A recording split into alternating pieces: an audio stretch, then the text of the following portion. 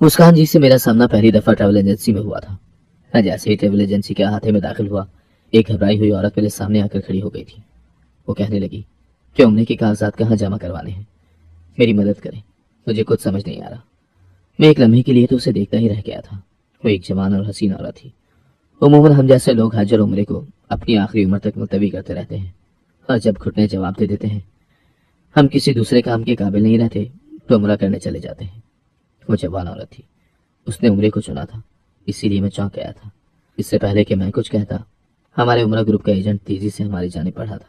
वो कहने लगा, आप यहाँ क्या कर रही हैं? मैं कब से आपका इंतजार कर रहा था। अगर आज आप अपने कागजात ना ला पाती तो फिर आपका जाना मुश्किल था। उसने सर हिला दिया और एजेंट के पीछे पीछे चल पड़ी थी। मेरा काम चूंकि अभी नहीं हुआ था, इसीलिए मैं भी एजेंट के पीछे ही गया था। मैं अपनी लाइन में खड़ा था, जबकि नजर बचाकर देख लिया था कि मुस्कान जी औरतों की लाइन में खड़ी है। उसके हर अंदाज से जाहिर हो रहा था कि वो खासी मुतज़ब्ज़ब थी। बार बार अपने पर्स में हाथ डालती, जैसे कि कोई अपनी बहुत खास चीज चेक कर रही हो कि वो मौजूद है कि नहीं।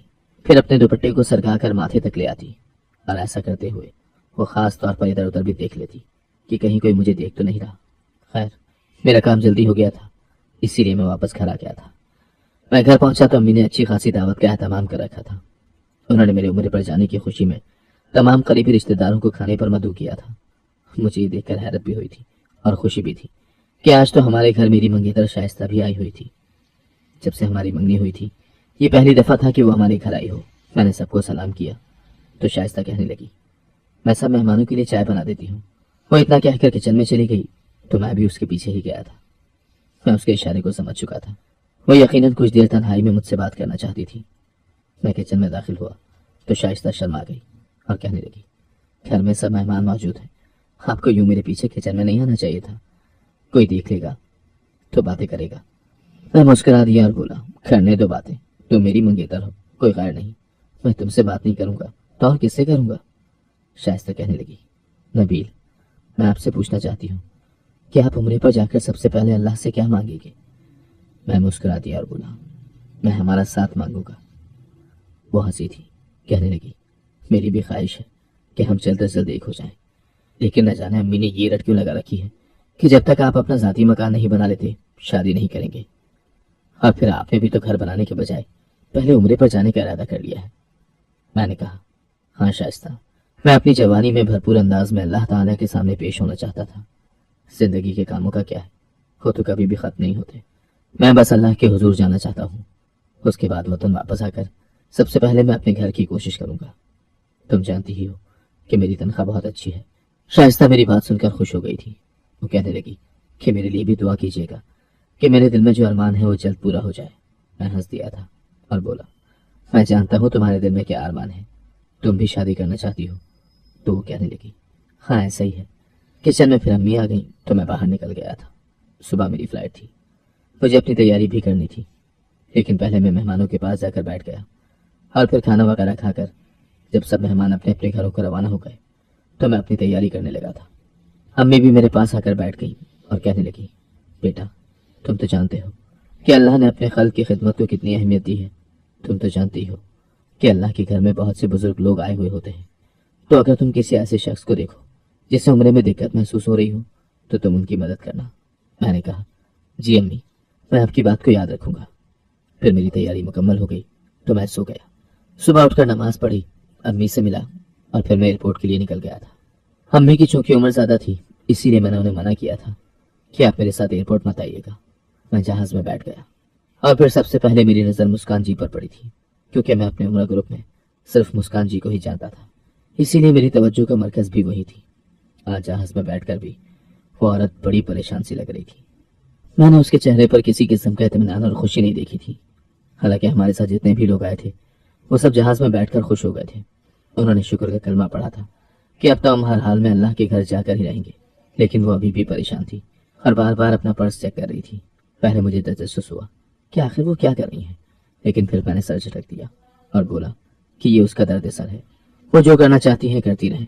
मैं अल्लाह ताला का जिक्र करने लगा था और तस्बीह पढ़ने लगा था। सफर यूं ही कट गया और हम जैसे ही एयरपोर्ट पर उतरे तो मैंने देखा कि मुस्कान जी अपने बैग में कुछ ढूंढ रही हैं। अब तो मुझे बेहैरत हुई कि आखिर उसमें क्या चीज है जो तलाश कर रही हैं। मैं उसके पास गया और बोला, آپ کا کچھ گم ہو گیا ہے کیا؟ تو میری بات سن کر مسکان جی گھبرا گئی اور کہنے لگی، نہیں نہیں، میرا کچھ بھی نہیں کھویا، میں تو ویسے ہی بیگ دیکھ رہی تھی۔ میں نے اس کی گھبراہٹ دیکھی تو سوچا کہ مزید سوال جواب کرنا مناسب نہیں ہے، اسی لیے میں آگے بڑھ گیا تھا۔ مکہ مکرمہ کی ہوا ہی بڑی خوشگوار سی تھی، دل کی تاروں کو چھیڑتی ہوئی محسوس ہو رہی تھی۔ میں یہاں بہت اچھا محسوس کر رہا تھا۔ ہمارے عمرہ گروپ کا مینیجر بھی ہمارے ساتھ تھا، وہ ہمیں ہوٹل لے گیا تھا۔ ہم سب نے اپنے اپنے کمروں میں آرام کیا اور شام کے وقت سبھی باہر نکل آئے تھے، کیونکہ مینیجر نے کہا تھا کہ وہ ہمیں خانہ کعبہ کا دیدار کرانے لے کر جائے گا۔ میں اپنے ساتھ آئے ہوئے مردوں کے ساتھ مہوئے گفتگو تھا، جبکہ ہم سے کچھ ہی فاصلے پر کھڑی عورتیں اپنی باتیں کر رہی تھیں۔ ان سب میں فقط مسکان جی ہی تھی جو سب سے ہٹ کر کھڑی تھی۔ میں نے دل میں سوچا کہ یہ عورت سب سے الگ تھلگ کیوں رہتی ہے؟ صرف اتنا ہی نہیں، اس میں ایسی کوئی اور بات بھی تھی جو اسے سب سے مختلف دکھا رہی تھی۔ وہ کیا تھا مجھے اس کے متعلق علم نہیں ہوا تھا۔ خیر، مجھے امی جی کی کال آ گئی تھی تو میں سب سے ذرا دور جا کر امی سے گفتگو کرنے لگا تھا۔ فون بند ہوا تو میں نے دیکھا کہ مسکان جی میری جانب پڑ رہی ہیں۔ میں رک گیا، اس کے چہرے پر بڑی پریشانی تھی اور وہ انگلیاں مروڑ کر ادھر ادھر دیکھ رہی تھی۔ میں اس کی مشکل کو بھانپ کر خود سے بولا، آپ نے کچھ کہنا ہے کیا؟ اس نے اس بات میں سر ہلا دیا اور بولی، دراصل میں آپ سے کچھ ایسا پوچھنے جا رہی ہوں جسے سن کر آپ حیران ہو جائیں گے۔ میں بولا، اچھا ایسا بھی کیا ہے؟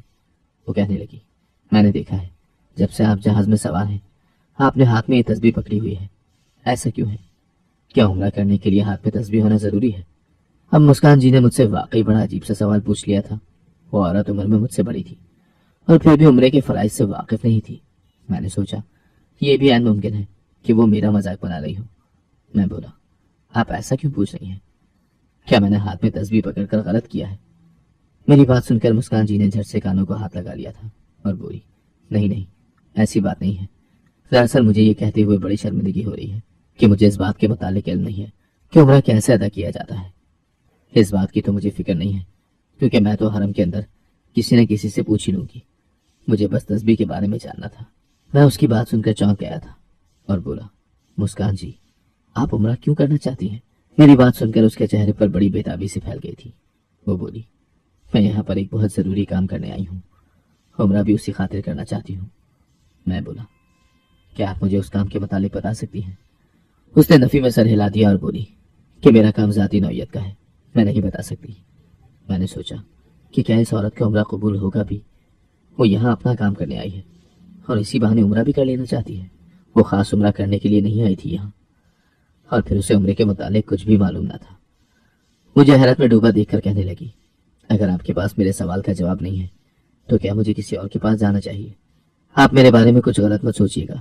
دراصل مجھے عمرے کے متعلق زیادہ جانکاری اس لیے نہیں ہے کیونکہ میرا تعلق ایک ایسے گھر سے تھا جہاں خدا سے بڑی دوری تھی، مگر میں اب آہستہ آہستہ اللہ کی طرف واپس آ رہی ہوں۔ میں بولا، یہ تو بہت اچھی بات ہے۔ دراصل تسبیح میں نے ہاتھ میں اس لیے پکڑی ہے تاکہ میں زیادہ سے زیادہ اللہ کا ذکر کروں اور دنیاوی خیالات سے پرے ہو جاؤں۔ مسکان جی کہنے لگی، کیا آپ ایسا کرنے میں کامیاب ہوئے ہیں؟ مسکان جی کے سوال نے مجھے چونکا دیا تھا۔ میں نے کھلے دل سے اعتراف کیا کہ اس چیز کے بارے میں تو میں کچھ بھی نہیں کہہ سکتا۔ میری بات سن کر مسکان جی آگے بڑھ گئی تھی جبکہ میں اپنی جگہ پر کھڑا رہ گیا تھا۔ میں نے سوچا کہ ہاتھ میں تسبیح ہونے کے باوجود میں خود کو دنیاوی خیالات سے پاک نہیں رکھ پا رہا تھا، بلکہ اب تو مسکان جی کی ذات میرے لیے پہلی بن گئی تھی۔ میں اس کو سلجھانے کی کوشش کرنے لگا تھا۔ ہماری بس خانہ کعبہ کی جانب گئی تھی۔ اللہ پاک کے گھر پر نظر پڑی تو مجھ پر ہیبت طاری ہو گئی تھی۔ میں ایک ایسی ذات کے گھر کے سامنے کھڑا تھا جس سے کوئی بڑا نہیں تھا۔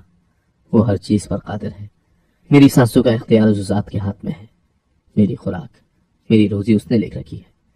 اس کی مرضی کے سوا تو کچھ بھی ممکن نہیں ہے۔ میری زندگی اور موت اس کے ایک حکم کی محتاج ہے۔ میں اللہ کے سوا اس لمحے کسی اور کے متعلق نہیں سوچ سکتا تھا، لیکن تب میری نظر مسکان جی پر پڑی تھی۔ اس کا پرس کھلا ہوا تھا، اب بھی اس کا ایک ہاتھ اپنے پرس کے اندر ہی موجود تھا۔ میں نے فطری تجسس سے مجبور ہو کر اس کے پرس کے اندر جھانک کر دیکھا تو دنگ رہ گیا کہ اس میں تو ایک مورتی تھی، ایسا بت جس کی لوگ پوجا کرتے ہیں۔ یہ چیز مجھے حیرت میں ڈال گئی تھی۔ میں جلدی سے مسکان جی کے پاس گیا اور اس سے بولا، آپ اپنا پرس بند کر دیں۔ تو وہ حیرت سے بولی، کیوں، کیا ہوا؟ میں بولا، اس میں تو مورتی ہے، اگر کسی کی نظر اس پر پڑ گئی تو آپ کے لیے بڑا مسئلہ کھڑا ہو جائے گا، ابھی آپ کو حرم سے نکال دیا جائے گا۔ میری بات سن کر وہ بڑا گھبرا گئی تھی۔ اس نے جلدی سے اپنا پرس بند کر دیا تھا۔ میں بولا، یہ آپ کے پاس کہاں سے آئی؟ تو وہ کہنے لگی، بچوں نے کھیلنے کے لیے لی ہوگی، उन्होंने ही डाल दी होगी। छोटे छोटे बच्चे हैं ना? मैंने हैरत से पूछा। आपके बच्चे हैं?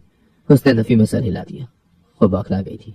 कहने लगी, बच्चे तो बच्चे होते हैं, अपने हो या किसी और के। इतना कहकर वो दूर रश में जाकर खो गई थी। ये औरत बड़ी अजीब सी थी। मैंने सर झटक दिया और फिर से अपनी दुआओं में मशगूल हो गया था। आज का दिन खत्म हो गया तो फिर सब वापस अपने होटल में चले गए थे। सब औरतें अपनी इबादत में मसरूफ रहती थी, जबकि वाहिद एक मुस्कान जी थी जो इबादत के अलावा सारा दिन इधर उधर फिरती रहती थी। वो मुतलाशी नजरों से एक एक जगह को देखती थी, कभी एक जानिब को चल देती तो कभी दूसरी जानिब। अब मैं सोचने पर मजबूर हो गया था कि मुस्कान जी का यहाँ आने का कोई और ही मकसद था। वो ना तो सदक़े दिल से उम्रा करने आई थी और ना ही इबादत।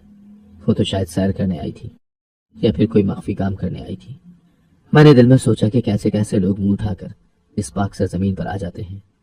कुछ लोग तो हज व उम्रा करने की ख्वाहिश में मरे जाते हैं, मगर उन्हें उस दिन हाजिरी नहीं मिलता। और कहीं ऐसे लोग भी होते हैं जिन्हें खुदा और उसकी ज़ात की मार्फत भी नहीं होती और वो मक्का आ जाते हैं। शायद ये ऐसे ही लोग हैं जिनके बारे में फरमाया गया है कि कुछ लोगों की इबादत उन्हें सिर्फ थका देती है, उन्हें हासिल कुछ नहीं होता। खैर, मैंने सोच लिया था कि मैं उस औरत के मुतालिक कुछ भी नहीं सोचूंगा और हर मुमकिन कोशिश करूंगा कि अल्लाह पाक की ज़ात मुझसे राजी हो जाए।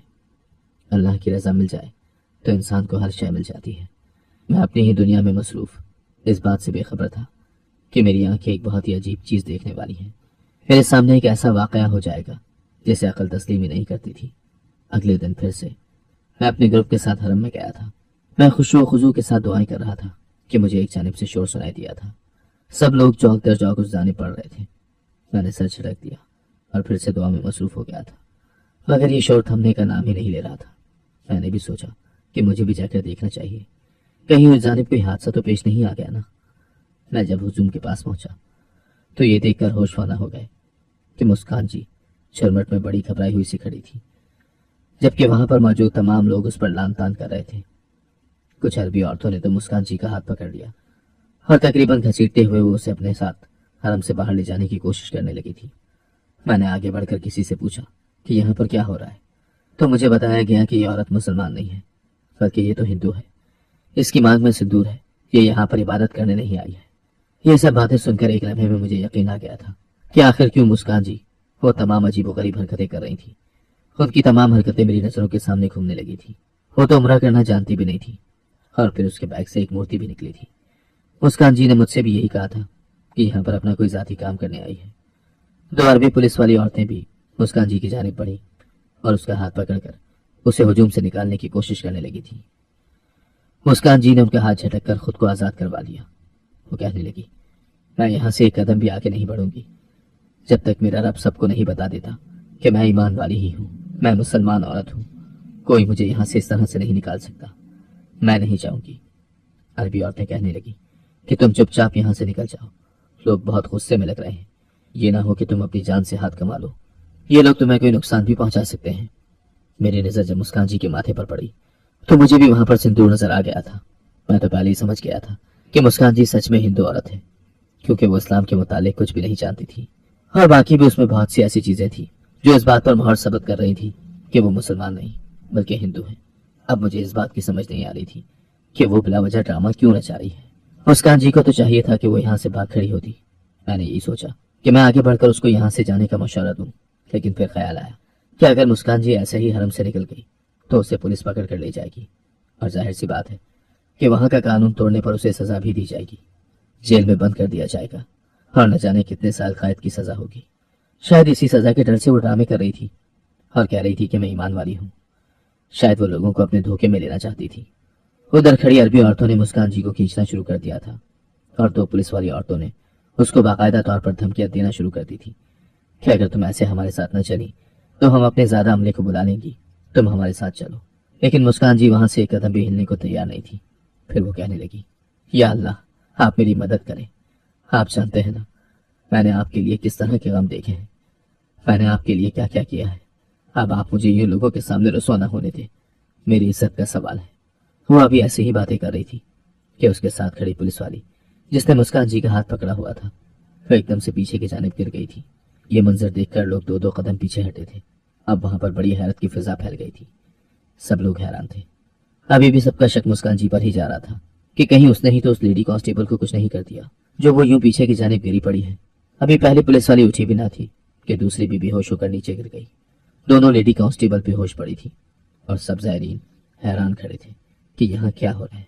इससे पहले कि लोग कुछ करते, अचानक से वो दोनों पुलिस वाली उठकर खड़ी हो गई थी। दोनों बहुत घबराई हुई थी। पहली औरत तो मुस्कान जी के कदमों में गिर पड़ी, जबकि दूसरे पुलिस वाले ने उसके हाथ चूमना शुरू कर दिए थे। वो कहने लगी कि हमें माफ कर दो, हमने तुम पर शक किया, तुम सच में बड़ी ईमान वाली हो, तुम सच में पाक हो, हमें माफ कर दो, हमने तुम्हारे साथ ये सब किया। मुस्कान जी के चेहरे पर मुस्कुराहट थी और आंखों से लगातार आंसू बह रहे थे। वो भागते हुए हरम की जाने पड़ी थी और हरम के काले कपड़े को हाथ लगाकर कहने लगी, या अल्लाह, अगर मुझे 100 जिंदगियां भी मिली तो मैं आप पर कुर्बान कर दूं। बेशक आप ही इबादत के लायक हैं, आप ही माबूद बरहक हैं, आप ही तमाम जहानों के मालिक हैं। वो रोती जा रही थी। उसकी यह हालत देखकर हरम में मौजूद बाकी लोगों पर बेहैबत तारी हो गई थी। सबकी आंखों से आंसू जारी थे। जबकि वो 2 पुलिस वाली औरतें अभी भी सकते में खड़ी थी। तब एक औरत आगे बढ़कर पुलिस कांस्टेबल से बोली, आप हमें बताएं तो सही कि क्या माजरा हुआ है। तो वो कहने लगी, जब मैंने इस औरत का हाथ पकड़ा कि इसे यहाँ से ले चलूं, कि अचानक मुझे किसी की आवाज सुनाई दी थी कि रुक जाओ। ये आवाज ऐसी थी कि मुझ पर हैबत तारी हो गई और मैं बेहोश हो गई। और तब मुझे एक बहुत नूरानी चेहरे वाली औरत नजर आई थी। वो सरतपा नूर ही लग रही थी। उसका चेहरा सूरज की तरह रोशन था, इसीलिए मैं उसका चेहरा तो नहीं देख पाई, लेकिन उसने एक बड़ी सी चादर में अपने वजूद को ढांपा हुआ था। कहने लगी कि इस औरत को यूं सबके सामने बेइज्जत न करो, ये बड़ी ईमान वाली है, ये अल्लाह की पसंदीदा औरत है, इसको दुख पहुंचाकर अल्लाह का गजब मोल मत लो। मैं उनसे पूछना चाहती थी कि आप कौन हैं। वो लेडी कांस्टेबल अपनी बात बताकर फूट फूट कर रोने लगी थी, जबकि पास खड़ी लेडी कांस्टेबल ने कहा, ये सच कह रही है, इसने जो भी कहा है वो बिल्कुल ठीक कह रही है, क्योंकि मैंने भी इससे मिलता जुलता ही ख्वाब देखा था, इसीलिए उसने जो कुछ भी कहा है वो बिल्कुल सच कहा है। लेडी कांस्टेबल की बातें सुनकर सब लोग हरम की जाने भागे थे ताकि मुस्कान जी से मिलकर माफी मांग सके और उसके चेहरे को देख सके जिसके ईमान की गवाही अल्लाह के नेक बंदों ने दी थी, ऐसी पाक हस्ती ने दी थी। लेकिन तब तक मुस्कान जी वहां से जा चुकी थी, जबकि मैं अपने ही ख्यालों में खोया हुआ था। एक औरत जिसने मेरे सामने इस बात का एतराफ किया था कि वो उम्रे के फराइज से वाकिफ नहीं है, जिससे ये नहीं मालूम था कि तस्बीह पर क्या पढ़ा जाता है, उसके बारे में गवाही आ गई।